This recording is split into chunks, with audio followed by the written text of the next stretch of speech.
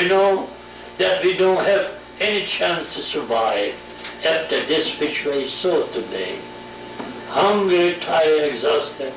Some people were passing out. The SS pulled them out from the group and killed them on place in front of us.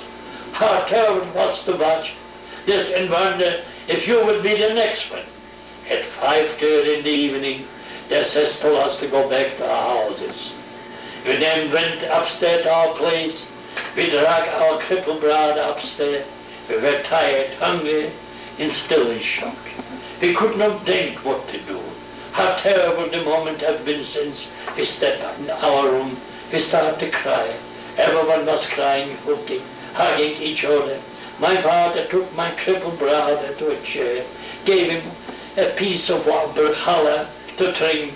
He was trying to comfort him. I was thinking about the terrible thing which happened to us. I could not think anymore. I was still in shock. I could not believe what I was witness to. I just looked at the ground with my eyes wide open. I was turning my head to my father and my brother, and I will not forget the minute we spent together. There was no talking, just looking one another. We did not have any word. When we start to talk, we cry only. My brother was holding my father's hand, and as he looked at him, I will never forget the moment my father gently took my brother, placed him in the bed. He told him to sit down, then turned to me and to my brother. He looked at us. He did not say a word. His look was unforgettable. Through his tears we saw blink in his eye. He just put his hand to the side, lifted him over his head, mostly crying, "What I can do, my children, to protect you." I walked to him, put my arms around him, and began to cry. I cried so loud. After a while, I turned to him and asked him to come with me to my working place. I told that if he would stay with me, he would have a better chance to survive. I was working at the factory. I had an armature with me, gave me the right temporarily to go back to my work. Isaac, I said, is going back to the button factory. He could not take someone with him. I said, have the possibility to take you with me.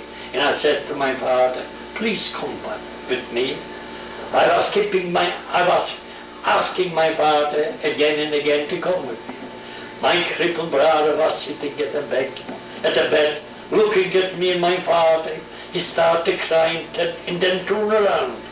I can still remember his face full of tears.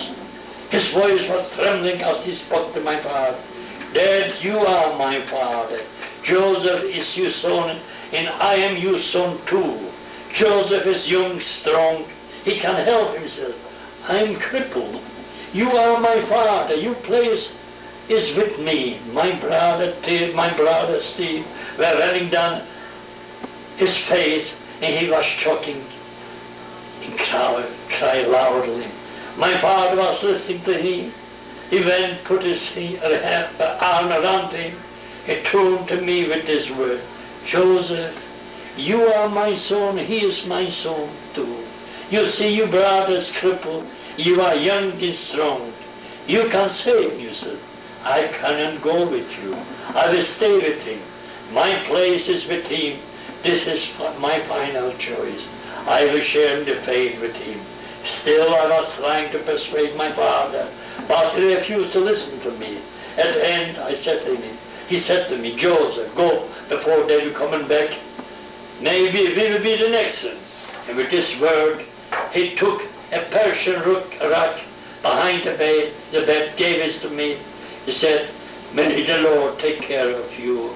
He hugged me, kissed me. He put his hand over my head and blessed me. I looked at my father crying.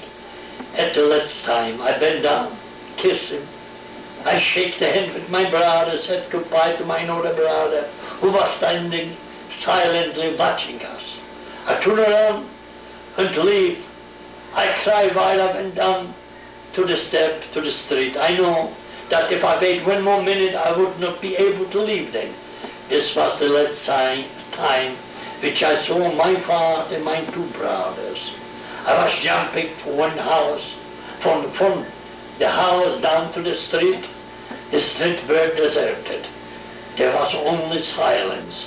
Not a soul was moving. The streets were empty. They have been already cleaned. There was not a sign from what happening this morning. It was dark. It was about 11 o'clock in the evening. I was moving behind some houses on the dark side of the street. Some policemen were passing by, and I had to bend down to hide so he would not see me. I was running from one house to another, and I heard people crying. I heard people praying, and children crying. The voices followed me. I went to Penn's garden, and I jumped through the fence and then to the other side. I was out of the ghetto. It was still dark. It took me about 4 hours going through the field until I came to the factory. I was wet all over. I couldn't move. I rested for a while, and people began coming to me, asking me what happened in the city. I could not talk. I was only crying. I went to my room, fell on my bed and began to cry. I don't know how much time was passed. The morning came, and I was still in shock. I went to work, even though I feel very sick. My job was to keep the factory clean. Now I was at the Kromolowski's factory. I stayed for a while, and I was doing my job. A few days later, a friend of mine who was a policeman came from the ghetto, told me what happened in the ghetto a day after I left. He told me that in the morning after the selection, the SS came, they took everyone out from the houses and began to select again. The strong, the young went side, the children who survived, they massacred them and placed. People hiding were killed. The sick and the old they took away. They were taken to the garden which was not far away, and they shot them in their head. Everyone was still hiding, when the group was killed. Whoever was hiding was killed. My friend told me, my crippled brother was hiding behind my father, holding his hand, and the assassin pulled him away from him, killed him, and placed as my father was standing and looking at him.